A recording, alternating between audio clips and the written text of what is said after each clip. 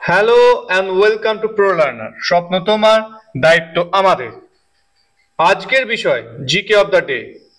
আজ GK of the day class number 1 আমি রানা মণ্ডল কিছু এমসিকিউ জিকে নিয়ে আলোচনা করব, সঙ্গে ওই এমসিকিউ গুলোর এক্সপ্লেনেশন অর্থাৎ ব্যাখ্যাও করব, যা WBCS, ডাব্লিউইপি, KP, PSC clerkship, miscellaneous, SSC CGL, MTS, CHSL, railway প্রভৃতি পরীক্ষার জন্য খুব গুরুত্বপূর্ণ হবে।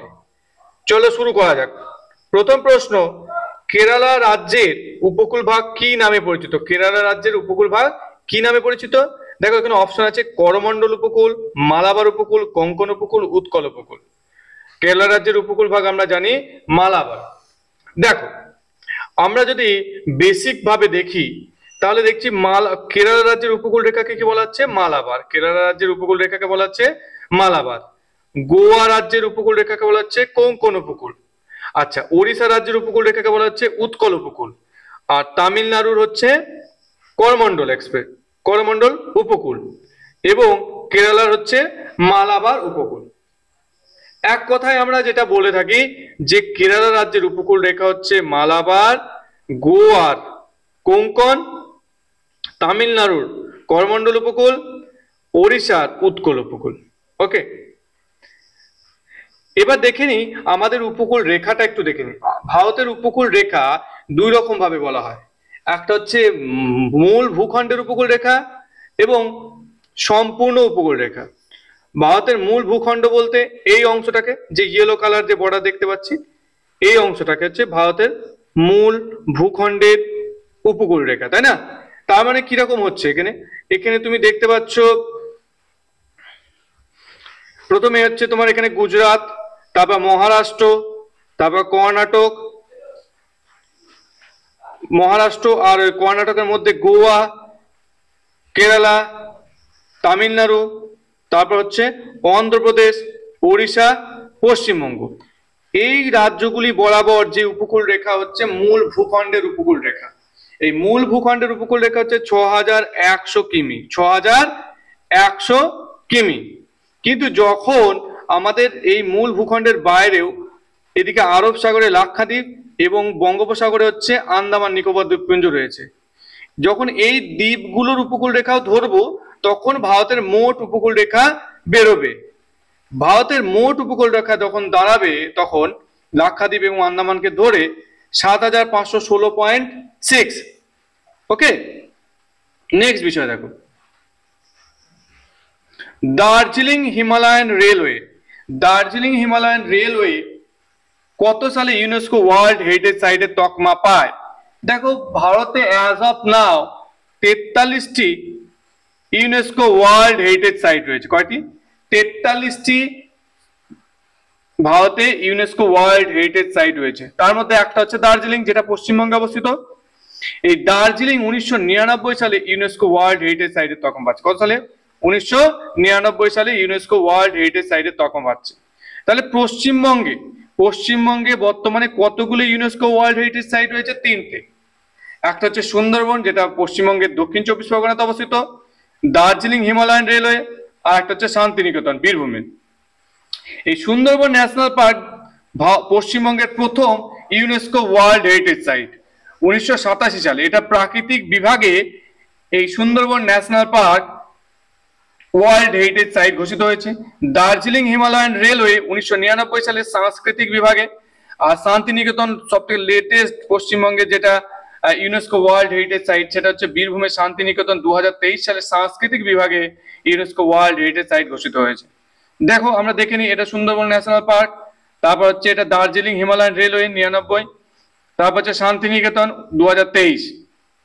স্ট্যাচু অফ ইউনিটি কোন নদীর তীরে অবস্থিত? স্ট্যাচু অফ ইউনিটি হচ্ছে নর্মদা নদীর তীরে। সেই নর্মদা নদী যেটা হচ্ছে ভারতের দীর্ঘতম পশ্চিমবাহী নদী, তাই না?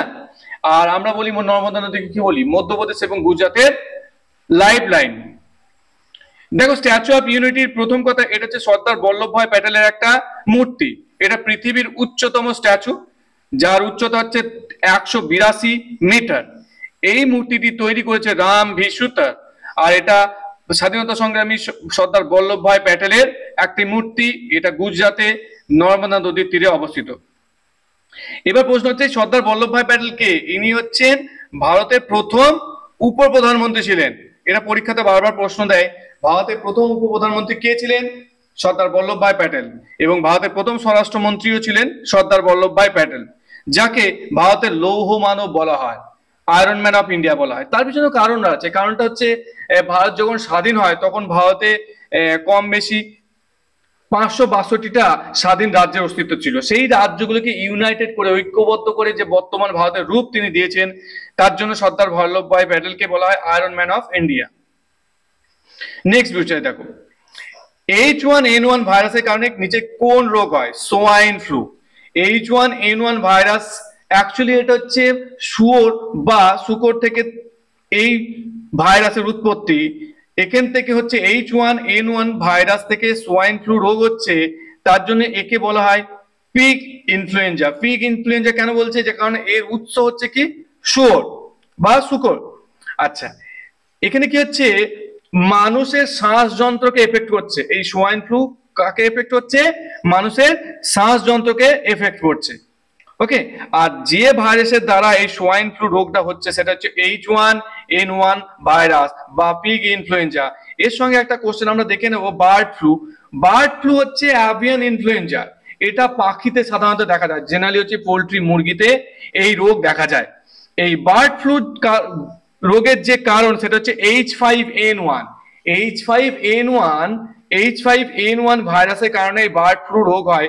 তবে মুরগি বা পাখি জাতীয় মানে জিনিস ছাড়াও মানুষও এই রোগে আক্রান্ত হতে পারে। নেক্সট বিষয় দেখো, মানবদেহে ক্রোমোজোমের সংখ্যা কতগুলি? মানবদেহে ক্রোমোজোমের সংখ্যা খুব ইম্পর্টেন্ট প্রশ্ন। মানবদেহে ক্রোমোজোমের সংখ্যা হচ্ছে 23 জোড়া, অর্থাৎ 46টা। তাহলে মানবদেহে ক্রোমোজোমের সংখ্যা হচ্ছে, এই দেখতে পাচ্ছি আমরা ক্রোমোজোম। আচ্ছা, 23 জোড়া হচ্ছে মানবদেহে ক্রোমোজোম। দেখো, এই ক্রোমোজোম নিয়ে একটু দেখে নি।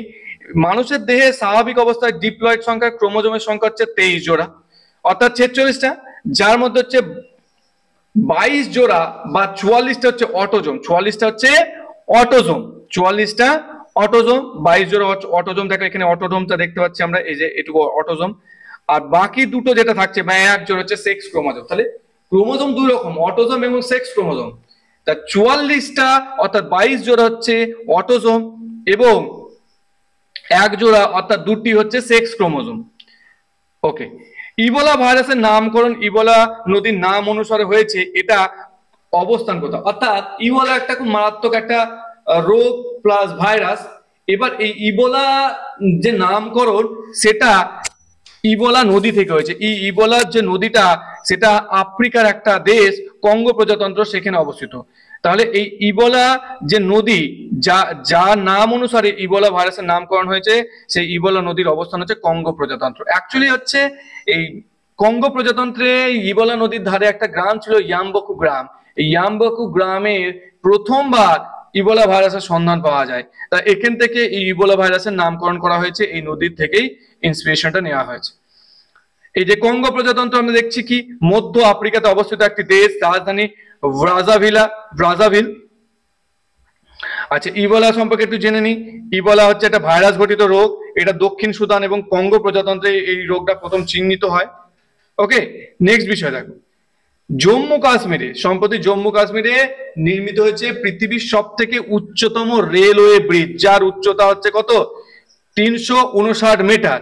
এই রেলওয়ে ব্রিজ বা আর্চ ব্রিজ কোন নদীর উপর গড়ে উঠেছে? আমরা সবাই জানি ব্রিজটার নাম হচ্ছে চেনাব ব্রিজ, অর্থাৎ ওকে দেখো, এই সম্প্রতি তাহলে চন্দ্রভাগা নদীর উপর এই চেনাব ব্রিজ বা এই আর্চ ব্রিজটা নির্মিত হয়েছে।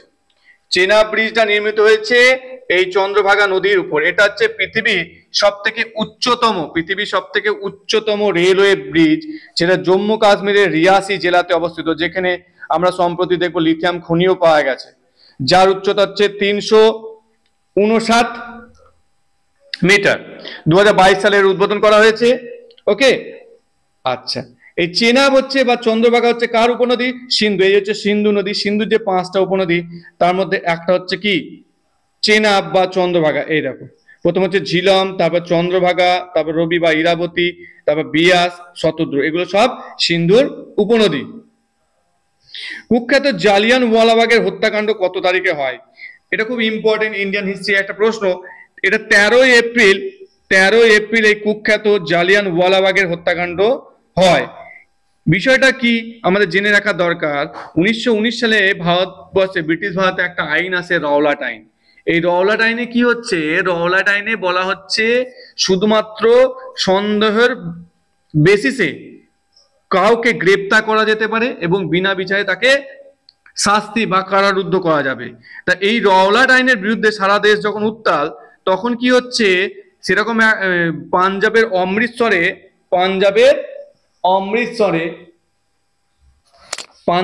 অমৃতসরে জালিয়ানওয়ালাবাগ নামক স্থানে একটা প্রতিবাদ সভা অনুষ্ঠিত হচ্ছে। কি হচ্ছিল? একটা প্রতিবাদ সভা। এই প্রতিবাদ সভাতে জেনারেল ডায়ার নামে একজন ব্রিটিশ, তিনি কি করছেন, তিনি জেনারেল ডায়ার মানে নির্বিচারে সবার উপর গুলি চালাবে এবং দেখা যাবে যে প্রচুর লোক মারা যাবে।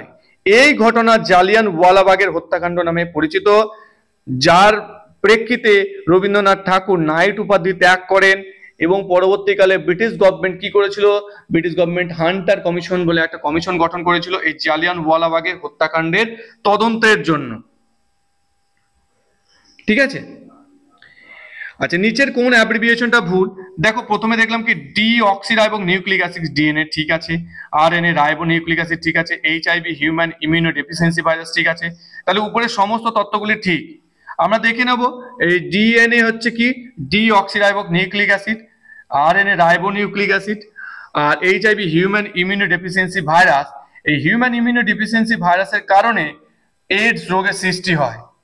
ভিডিওটি ভালো লাগলে অবশ্যই লাইক, শেয়ার এবং সাবস্ক্রাইব করবে। আর প্রত্যেকদিন সন্ধ্যে 7টার সময় জিকে অফ দ্য ডে দেওয়া হবে প্রো লার্নার ইউটিউব চ্যানেলে। আর কারেন্ট অ্যাফেয়ার্স এবার থেকে উইকলি আসবে, প্রত্যেক সপ্তাহে একবারে কারেন্ট অ্যাফেয়ার্স দেওয়া হবে। এখন থেকে জিকে অফ দ্য ডে আসবে সন্ধ্যা 7টার সময়।